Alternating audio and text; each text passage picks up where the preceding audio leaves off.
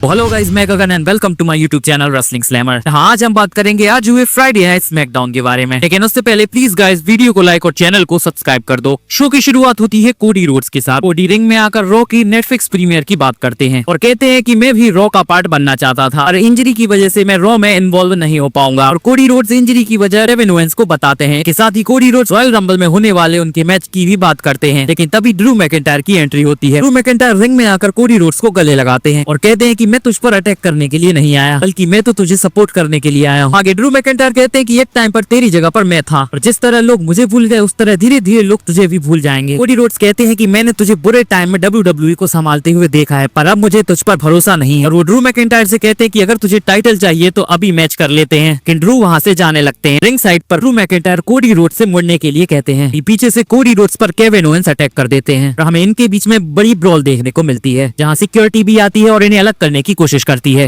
इस मैच हमें Shinsuke Nakamura और अंद्रादे के बीच में देखने को मिलता है, जो कि एक नॉन टाइटल मैच था। मैच के एंड में किनसासा लगाकर शिंसुके नाकामुरा अंद्रादे को हरा देते हैं और मैच को जीत जाते हैं। मैच के बाद एलए नाइट शिंसुके नाकामुरा पर अटैक करने की कोशिश करते हैं। शिंसुके नाकामुरा बचकर भाग जाते हैं। लग रहा है WWE एलए नाइट और शिंसुके नाकामुरा का मैच शायद रॉयल रंबल में कराने वाली है। इसके बाद हम बैकस्टेज एस्कोबार, ग्राजास और प्रिटी डेडली की ब्रॉल देखते हैं और निक ऑल्डिस उन्हें आकर अलग करते हैं। इसके बाद हम DIY और प्रिटी डेडली का सेगमेंट देखते हैं। तमाशा चियम्पा कहते हैं कि अगर वो टीम चैंपियनशिप को रिटेन कर लेंगे तो वो प्रिटी डेडली को चैंपियनशिप के लिए मौका देंगे। मैच हमें पाइपर निवेन और मिचन के बीच में देखने को मिलता है, जहां पाइपर निवेन मैच को हार जाती हैं। लग रहा है WWE मिचन और ग्रीन की फ्यूड आगे US टाइटल के लिए आने वाली है। रिपोर्ट्स हैं कि WWE इनका match Saturday night mid event में US टाइटल के लिए कराएगी। नेक्स्ट हमें पॉल हेमन का सेगमेंट देखने को मिलता है। पॉल रिंग में आकर प्रोमो कट करते हैं। कहते हैं कि मैंने और रोमन ने सोलो को ट्राइबल चीफ बनने के लिए ट्रेन किया, ताकि रोमन के जाने के बाद और सही टाइम आने पर सोलो को ट्राइबल चीफ बना दिया जाए। लेकिन रेसलमेनिया में हारने के बाद सोलो ने सिचुएशन का फायदा उठाया और उलाफाला चुराकर खुद को ट्राइबल चीफ समझने लगा। उसने जिमी और मुझे भी निकाल दिया। उसे पता था कि हम उसे एक्नॉलेज नहीं करेंगे। इसके बाद सोलो सिकोआ पॉल हेमन को इंटरप्ट करते हैं और पॉल हेमन से कहते हैं कि CM पंक को तुझसे एक फेवर चाहिए ना, मुझे भी एक फेवर चाहिए तुझसे। सोलो कहते हैं कि मैं चाहता हूँ कि मेरे और रोमन के बीच में वाले मैच में उलाफाला को होल्ड करे, क्योंकि तू हमारी फैमिली को सबसे अच्छी तरीके से जानता है, हमारी लेगेसी की रिस्पेक्ट करता है। के बाद सोलो कहते हैं कि अगर रोमन इस मैच को जीत जाता है तो मैं उसे एक्नॉलेज करूंगा और तुम ये उलाफाला उसे पहना देना। लेकिन अगर मैं इस मैच को जीत जाता हूँ तुम ये उलाफाला मेरे गले में डालोगे और मुझे एक्नॉलेज करोगे और हमेशा के लिए मेरे वाइस मैन बनकर रहोगे।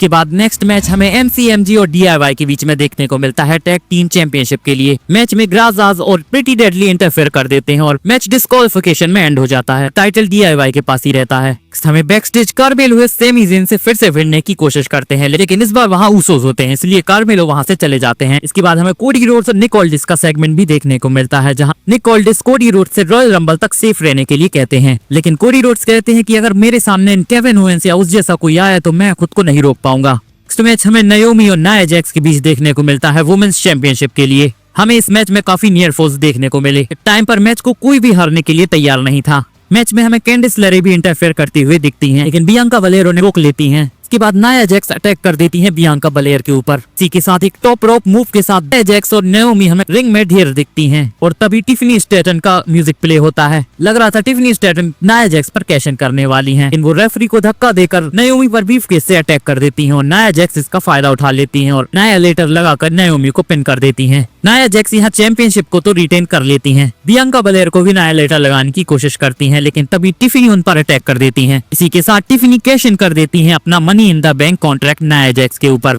और मूनसॉल्ट लगाकर पिन कर देती है नाया जैक्स को। इसी के साथ टिफनी बन गई है new women's champion. Finally WWE ने इतने हफ्तों के बिल्डअप के बाद टिफनी का कैश इन करा ही दिया और अब टिफनी आपको रोड टू रेसलमेनिया में चैंपियन दिखने वाली है। ओके, मेन इवेंट में हमें देखने को मिलता है 6 man tag team match new blood line और एमी जे और जिमी के बीच में। काफी अच्छा मैच हमें इनके बीच में देखने को मिला। मैच में हमें ड्रू मैकिंटायर की एंट्री भी देखने को मिली, जो शायद जे ऊसो को डिस्ट्रैक्ट करने की कोशिश कर रहे थे, पर जे ऊसो ड्रू मैकिंटायर पर ही कूद जाते हैं। मैच के एंड में हम देखते हैं जब जे ऊसो जे को फॉर्ट पर फ्लैश लगाते हैं, लेकिन सोलो सिकोआ जे ऊसो को समोन स्पाइक लगाकर मैच को जीत जाते हैं और इसी के साथ न्यू ब्लड लाइन स्मैकडाउन की एंड में स्टैंड टॉल करती है। आज भी हमें रोमन शो पर नहीं दिखे, तो नहीं WWE रोमन का यूज क्यों नहीं कर रही। सकता है WWE रॉ की नेटफ्लिक्स प्रीमियर के लिए इनके इंटरेक्शन को बचा कर रख रही हो। वैसे आपको आज की स्मैकडाउन कैसी लगी कमेंट्स में बताओ। आज हमें पहली बार 3 घंटे की स्मैकडाउन देखने को मिली। मुझे तो शो काफी एंटरटेनिंग लगा। बाकी अगर आपको ये मेरी वीडियो अच्छी लगी हो तो प्लीज इसे लाइक कर दो और मेरे चैनल रेसलिंग स्लैमर को भी सब्सक्राइब कर दो। मुझे अभी आपके सपोर्ट की जरूरत है कि ऐसी और भी वीडियोस मैं आपके लिए लेकर आता रहूं। और बेल आइकन को दबाना मत भूलना ताकि मेरी वीडियो की अपडेट आप तक पहुंचती रहे। धन्यवाद।